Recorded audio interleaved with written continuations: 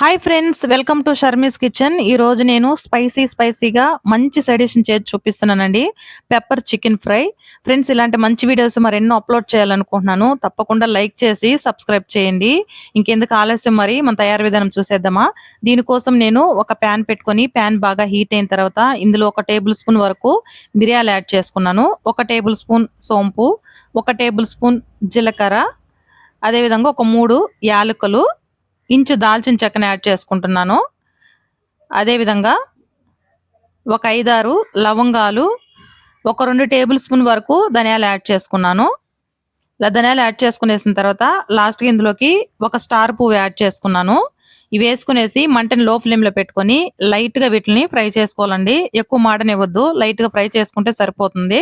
పూర్తిగా చల్లారిన తర్వాత వీటిని మిక్సీ జార్లోకి పట్టేసి మెత్తటి పౌడర్లా చేసేసి పక్కన పెట్టేసుకోవాలి.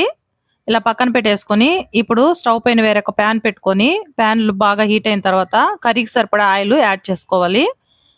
ఆయిల్ బాగా హీట్ అయిన తర్వాత ఇప్పుడు ఇందులోకి 1 టేబుల్ స్పూన్ వరకు ఆవాలు యాడ్ చేసుకుంటున్నాను.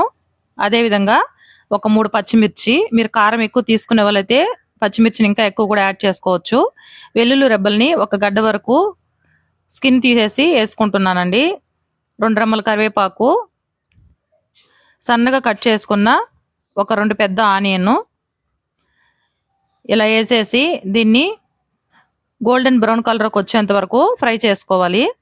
ఇలా లైట్గా ఫ్రై అయిన తర్వాత ఇప్పుడు ఇందులోకి ఒక 2 టేబుల్ స్పూన్ వరకు అల్లం వెల్లుల్లి పేస్ట్ యాడ్ చేసుకుంటున్నాను.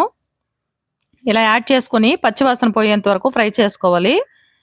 ఇలా ఫ్రై చేసుకున్న తర్వాత ఇప్పుడు ఇందులోకి ముందుగా శుభ్రం చేసుకున్న చికెన్ని 1/2 kg వరకు యాడ్ చేసుకుంటున్నాను.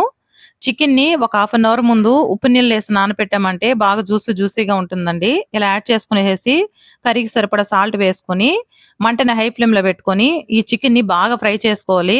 80% వరకు కుక్ అయిపోవాలి.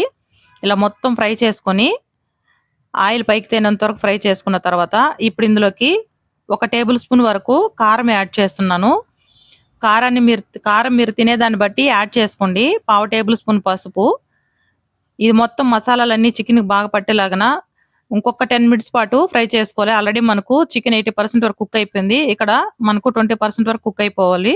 ఇలా మొత్తము కుక్ అయిపోయిన తర్వాత ఇప్పుడు ఇందులోకి మనం ముందుగా మిక్సీకి వేసి పెట్టుకున్నాం కదా పెప్పర్ పౌడరు, పెప్పరు, ధనియాలు, సో ఆ మసాలాని ఇందులో వేసేయాలి. నేనైతే ఇక్కడ ఒక 2 టేబుల్ స్పూన్ వరకు యాడ్ చేసుకున్నాను. మీరు కారం ఎక్కువ తీసుకునే వాళ్ళైతే ఇంకా ఎక్కువ కూడా యాడ్ చేసుకోవచ్చు. ఆల్రెడీ మనం పచ్చిమిర్చి, కారం కూడా యాడ్ చేసాం కాబట్టి ఈ మసాలాని నేను 2 టేబుల్ స్పూన్ వరకు యాడ్ చేసుకున్నాను. ఇలా మొత్తం మిక్స్ చేసేసి ఒక 2 మినిట్స్ పాటు ఫ్రై చేసుకొని లాస్ట్గా ఇందులో సన్నగా కట్ చేసుకున్న కొత్తిమీరను వేసేసి స్టవ్ ఆఫ్ చేసామంటే పెప్పర్ చికెన్ ఫ్రై రెడీ అయిపోతుంది. మనకు నోటికి ఏమి తినబుద్ధి కానప్పుడు లేదా కోల్డ్ అలా వచ్చినప్పుడు అలాంటప్పుడు ఇలాగ స్పైసీగా పెట్టుకొని తిన్నామంటే చాలా బాగుంటుంది. కోల్డ్ అలా ఉన్నా కూడాను మనకు ఈ పెప్పర్ వేసాం కాబట్టి మనకు వెంటనే తగ్గిపోతుంది. సైడ్ డిష్‌కి పప్పు లేదా సాంబారు, రసం ఇటు సైడ్ డిష్ కూడా చాలా బాగుంటుందండి. ఫ్రెండ్స్, ఈ వీడియో కనుక మీకు నచ్చితే తప్పకుండా సబ్స్క్రైబ్ చేయండి. Thank you for watching.